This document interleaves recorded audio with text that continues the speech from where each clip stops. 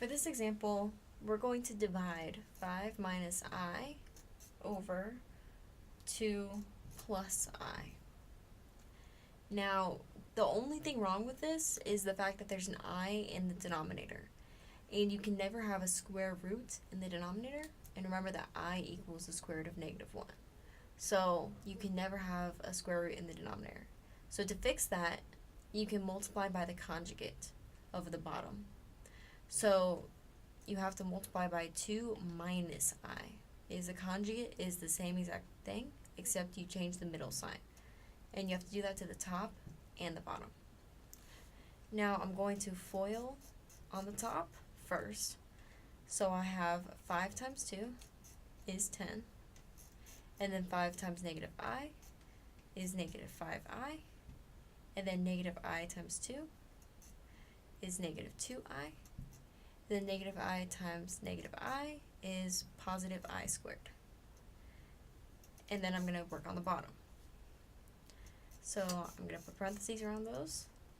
2 times 2 is 4. 2 times -I is -2I.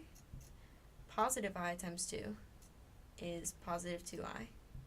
And +I times -I is -I squared.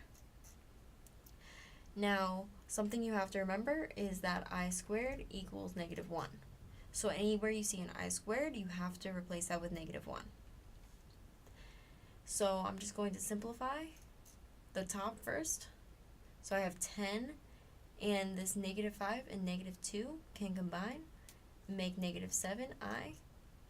And then this I squared, we have to change that to a -1.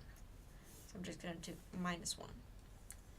Now on the bottom, we have 4, and we could combine these -2I plus 2I, but when we combine them, they make 0, so they cancel out. And then this becomes a -1, so we have -1, because we have one negative there, and this I squared is a -1. And now I'm just going to combine like terms on the top. We have 10 minus 1 is 9, so we have 9 minus 7I over, this becomes 4 plus 1, which is 5, so we have over 5. But we need this to be in the form of A plus BI form. And to make it in that form, we have to separate these fractions. So we can make this as 9 over 5 minus 7 over 5I. We just have to separate the 5 and put 1 to the 9 and 1 to the 7 and put I on the outside of the second one. And our I always has to be the second term. And so now that we're in that form, that's our final answer.